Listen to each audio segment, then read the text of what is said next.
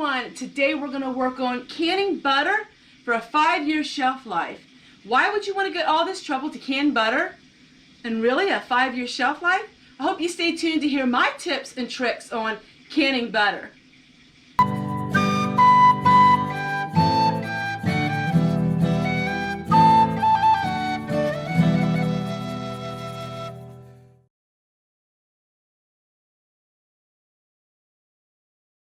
And welcome back to my channel. Today I'm going to share with you how you can can butter for 5 years. Now, the question is, why would you want to do that? So many times in the past years, people questioned why I would recan things or why I would can butter and things like that. Well, with what's happening in the economy in the world, they're not questioning that so much. I was given the opportunity to have this butter. Now, butter is expensive in some areas, but you can get some good deals yet, and now is your time to stock up. While there's many tutorials on canning butter on the internet, I only can butter the pressure canning way. I don't water bath butter or any dairy products. We want to pressure can them, except for my nacho cheese sauce. And the reason why that is water bath is because of all the additives in it, and to be honest with you, the cheese sauce isn't really dairy. But with dairy like butter, you want to pressure can that. So this is going to be a step-by-step tutorial. I had one that I did many years ago, but I want to share with you a new and improved way of canning butter. Plus, in the times that we're living in, pressure canning is so vital to learn these skills because this will last me 5 years. Who knows what's going to happen in 5 years? So if I can get the butter now, I'm going to can it because you just don't know what's going to be on the shelves and what's not. So you know all about the canning lid shortage, and you know all about, now they're saying canned pumpkin. You can't find that. I don't know because I have my own. So I don't need to worry about the shortages from month to month when you have your own supplies. Yes, I do use a brand new lid when I'm canning dairy. That I pressure can, like meats and dairy, I always use a brand new lid. If I'm canning things like jelly, high sugar content items that are water bath, I will reuse a lid, but not when it comes to pressure canning things that could have high botulism. I've gone on and on about botulism and what causes it, but butter and low acid foods you want to be more careful with. As you all know, I am a rebel canner. This is not USDA approved. But you see canned butter in the store, and like my rebel canners say, if they can do it, you surely can do it as well. So let's get right into the video and I'll show you how to do it. Canning butter is the simplest thing you can can. First thing we're going to do is we're going to take our butter and take all of the packaging off. We're going to put the butter in a kettle and we're going to slowly melt it. The key is to slowly melt your butter. You don't want to have burnt butter. And I'm not sure exactly how many jelly jars this is going to give. I would only recommend that if you're going to can butter and pressure can it, you don't use anything larger than a jelly jar. Because a jelly jar is smaller, so you can know that the heat will penetrate it much quicker. The problem is when you have low acid foods, especially things like butter, that are a little bit controversial when canning. If you can them in a smaller jar, it's more chance of all the heat getting to it. I canned butter last year. It is amazing. It is so good. Now the remelting properties aren't quite as good, but I use it in replace of shortening. I use it for making just about anything. Putting it on top of vegetables or your baked potato. It has the same flavor.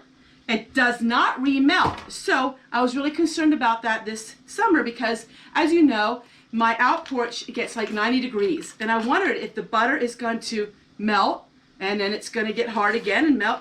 It didn't melt whatsoever in the jar. So it is like clarified butter. It doesn't remelt. But you can use it in cooking. You can use it in all kinds of things that would be like shortening. And on top of baked potatoes, yes, it does melt. It just doesn't get like liquid like this butter would if you would melt it. So yes, it still works just as good on everything. It's just it wouldn't get like a total liquid. It would get nice and soft. And this is by far one of the best things I have learned to do. I do not can milk simply because I tried it once and it just didn't work for me. But I know a lot of people can milk, and that is to your discretion.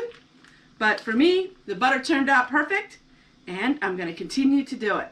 All right, so let's get melting all this butter.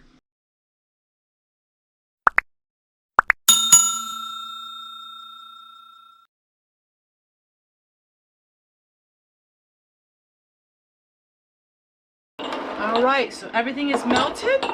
Now what we're going to do is we're going to pour it into our jars.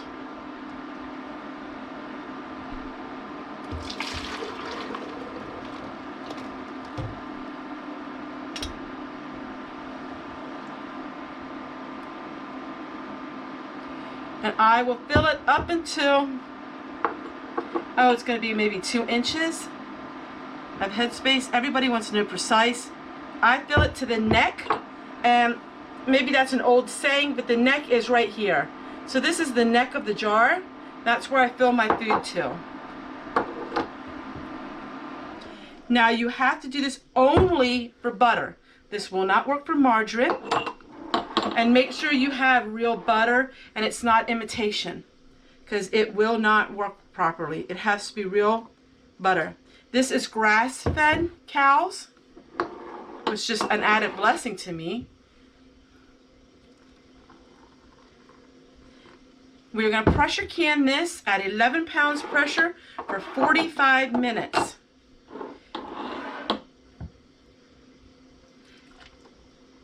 Once the pressure canner is finished, then we're going to make sure it sits for another 10 to 15 minutes after the button is down, because you don't want the liquid boiling out over the lids, because this is going to be extremely hot.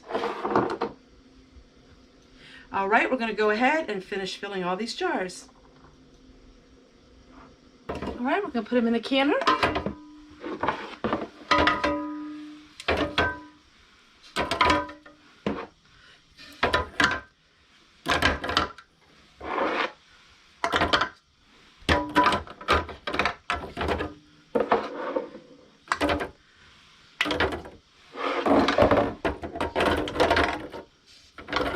Okay, I'll go ahead and we're going to put another grate on here, and then we can add another layer of our butter.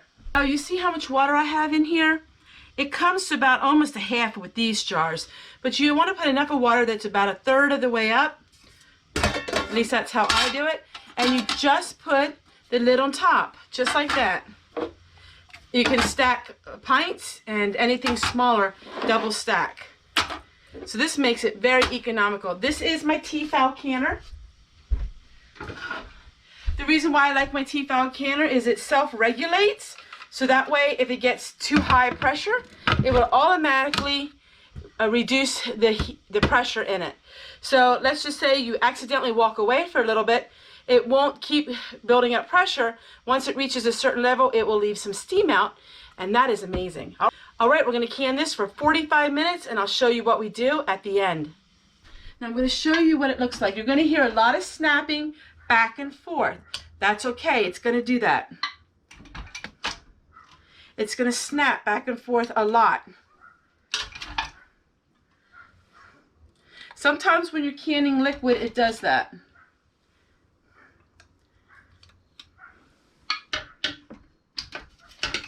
So what we're going to do is we're going to have to, every 15 minutes, we're going to have to shake it. And that's to keep the fat from sinking to the bottom. And I'll show you in a minute when we do that. So every 15 minutes until it's solidified, this is what you have to do.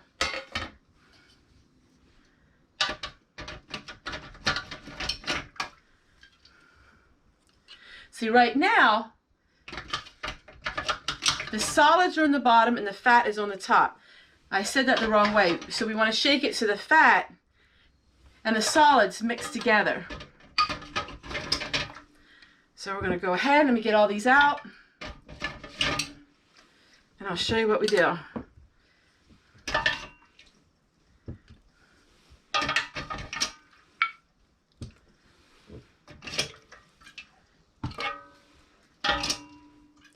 So we're going to shake it.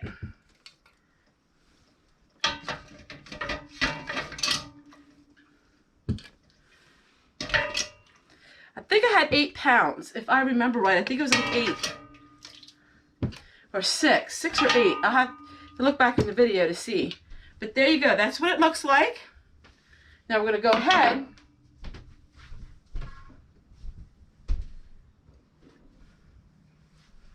You're going to take a hot pad and we're going to shake him. Just like that. So I'm going to shake it, and then every 15 minutes we're going to shake it. Depending on how hot your kitchen is, it's going to take quite a while for everything to start turning solid.